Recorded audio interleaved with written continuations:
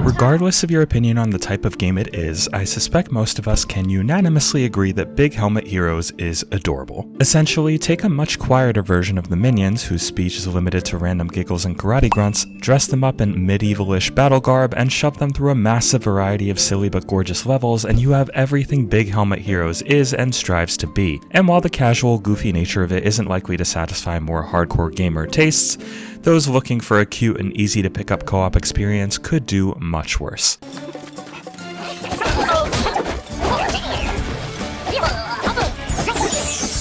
Those looking for honest indie game coverage know you're already in the right place for that too. And if you appreciate what we do, we'd love if you would give this video a like, subscribe to the channel, and check out our Patreon, where a subscription will net you cool perks like early access to upcoming content, an invite to our Discord community, and much more. Big Helmet Heroes' story begins with regular heroes who have regular-sized heads and wear regular-sized armor. That is, until the horrific accident that changed everything. Okay, fine, I made all that up. The setup of Big Helmet Heroes is you are heroes. Your helmets are rather large. You have a princess to save or something. We're not here for the plot. What we are here for is a casual beat 'em up that looks great and feels satisfying to play, and this game immediately delivers that. It can more or less be summed up as Castle Crashers but prettier, and that wouldn't be unfair, but for everything it lacks in originality, Big Helmet Heroes makes up for it in charm. You'll start each level by picking two of a couple dozen or so heroes, most of which will need to be unlocked by freeing them from cages within each level. While each hero looks visually distinct, and again oddly adorable given their thirst for cartoon violence, all of their moves follow the rules of one of four distinct classes. You have the sword and shield carrying warrior,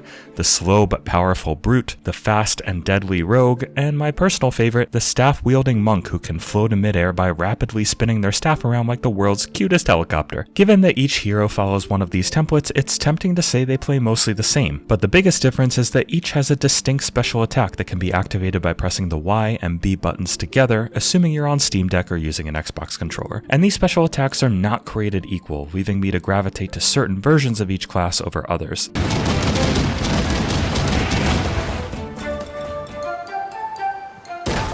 Playing in single-player mode means choosing two characters to go into each level and being able to switch freely between them, while playing in the game's local two-player mode means each of you gets one character, with the option of switching to another if you're able to find and free them in the course of a level. The gameplay here is about as simple as a beat-em-up can reasonably get, but I don't mean that negatively. You have a button for a quick standard attack, another for a slower, heavier attack, and can mix and match the two with both each other and the jump button to perform a small variety of combos. You'll also have a button to pick up enemies and throw them at each other, or off a cliff, or hell, throw your co-op partner, I'm sure they'll love that, or to pick up the wide variety of silly weapons that can be found around each level.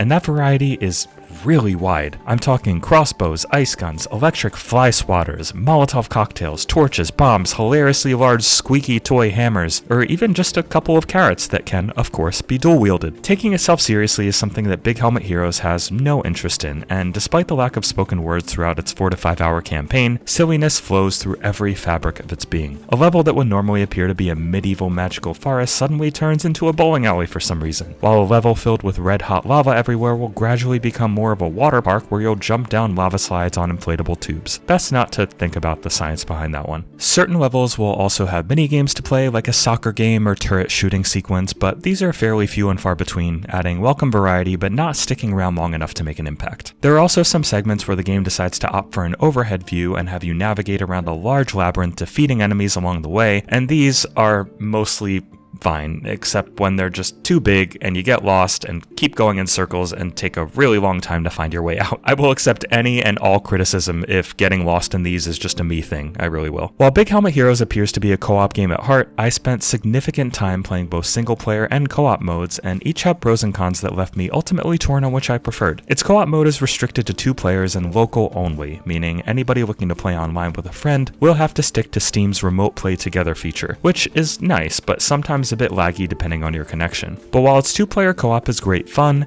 camera issues and an occasional overabundance of chaos on screen added some clunkiness and confusion to an otherwise good time. Big Helmet Heroes' camera is functional enough but tends to be zoomed too far in and occasionally obscures important details like, oh, you know, who's attacking you and from where. In levels that require you to dodge obstacles like giant boulders or runaway minecarts, the camera is often zoomed too far in to have any hope of reacting in time before getting hit. This issue gets worse in co-op as it's sometimes not quite sure which hero it wants to follow, and the zoomed in nature can restrict movement of both heroes if you're not always on the same page about which direction to walk. And while there are blue and red rings circling each character to help you stay oriented as the screen gets busy, occasionally there was just so much going on at once that we would tend to lose track of our heroes anyway. None of this ever downgraded our play sessions from a good time to anything less than that, but resulted in a few minor pains nevertheless. These issues were much less prevalent in the game's single player mode, where the camera did a mostly good job of keeping up, except the small handful of times it failed horribly, and a little less chaos on the screen kept me consistently well oriented to my surroundings. While the solo mode on its medium difficulty spends a lot of time being fairly easy, the difficulty ramps up in surprising ways that rely on you to strategically swap out characters when one is getting hurt and needs to heal. Characters can be swapped out at will in solo mode, and doing so will often be a key part of a winning strategy. It forced me to think about which characters would complement each other well, and feels like a smart addition to keep the solo mode at least as interesting as its co-op counterpart. So despite what it looks like, both solo and co-op modes are perfectly valid ways to play Big Helmet Heroes, and you won't be missing out on much if you choose to solely stick to one without touching the other. In either case, every one of the game's levels feels distinct enough in its enemy variety, environmental design, and steady ramp up in difficulty that it's hard to notice how simple the whole thing is. I do think it needs a few minor fixes though, with some bugs like an enemy being able to hit me through a wall, and enemies getting stuck on scenery here and there. But it feels like a complete, mostly polished package and a labor of love, because I still need to talk about my favorite part of Big Helmet Heroes, which is its stellar presentation. This is a game that's advertised as a cinematic beat 'em up with movie quality animation as per its Steam page, and I would say that is very accurately advertised. Big Helmet Heroes looks absolutely beautiful, and a huge aspect of that is both its delightfully smooth and charming animations and stunning environmental design. Each level looks different from every other, and its environments continue to surprise me with just how lush and vibrant and colorful they all were, aside from a couple of later game levels that seemed to attempt something more stylized, but instead made me question if the HDR support had gone wonky. The animation is consistently excellent though, with the developers successfully making an abundance of cartoon violence look as innocuous and slapstick as possible. The music and sound are also no slouch, with the grunting and various giggles of heroes and enemies alike lending a lot to the lighthearted vibe, while the music serves as a fitting background even if I'm not going to be pulling up the soundtrack for personal listening anytime soon.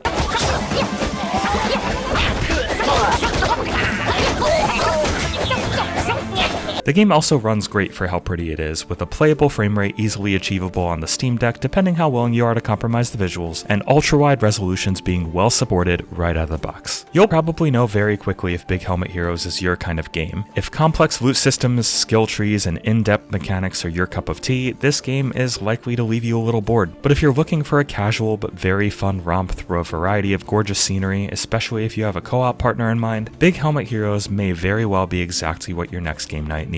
At I Dream of Indie Games, we believe games are much more than a number, and grant each one a bronze, silver, or golden genie lamp of approval if they manage to be good, great, or absolutely essential, respectively. We also have the rusty lantern of mediocrity that pretty much speaks for itself, and the indie Krampus for when no amount of good intentions can make a game worth recommending. Big Helmet Heroes manages to be just enough of a charming good time to earn itself the silver genie lamp of approval.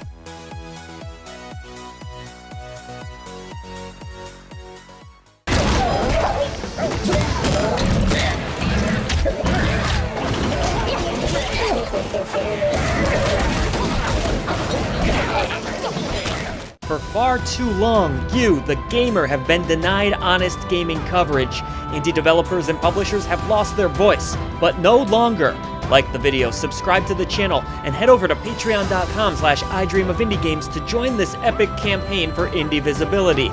The echo chamber trembles as our message grows louder. Voice to the voiceless.